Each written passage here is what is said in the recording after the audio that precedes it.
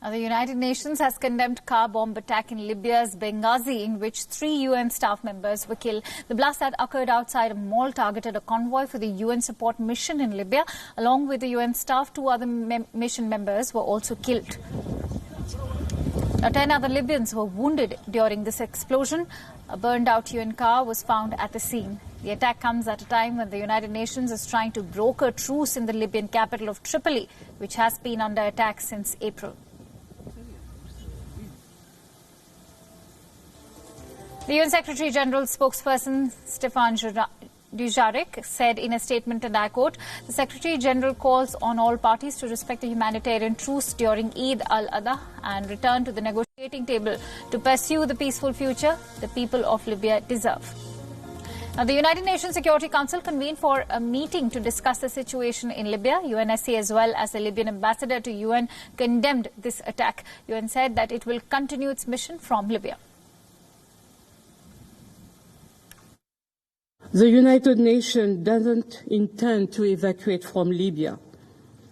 For the foreseeable future, our place remains alongside the Libyan people, like our brave colleagues who gave their lives today.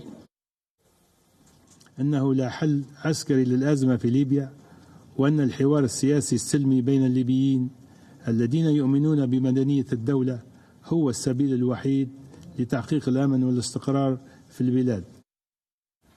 On Friday, the government in Tripoli accepted a UN proposal for a ceasefire during the holiday of Eid. However, it was not clear whether fighting in the capital would actually cease. Around the time of the blast, the Libyan National Army commander Khalifa Haftar had announced a halt to operations for 48 hours during the festival.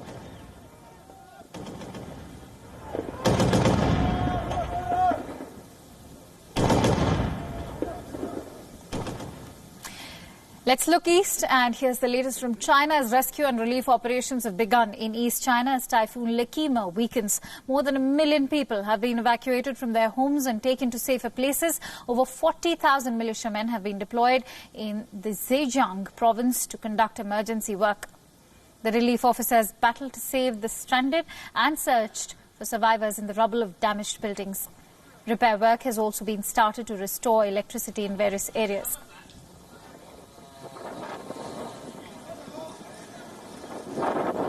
Uprooted trees are being lifted to ease out the transport and rescue operations. Railway operations in some places have resumed. Flight operations in the region, though, still remain cancelled. The super typhoon had made a landfall in East China's Zhejiang province early on Saturday. The typhoon brought in heavy rains and caused major landslides at various places. The storm was also accompanied by strong gusts of wind. As per the Ministry of Emergency Management, 700 buildings collapsed, 14,000 homes were damaged, and 103,000 hectares of farmland had flooded. Libya is the 9th typhoon to hit China this year. It had earlier issued a red alert, but it was later downgraded to an orange level. Further east, another typhoon is gaining strength in the Pacific. Typhoon Krosa is spreading heavy rains across the northern Mariana Island and Guam. The typhoon could strike Japan sometime next week.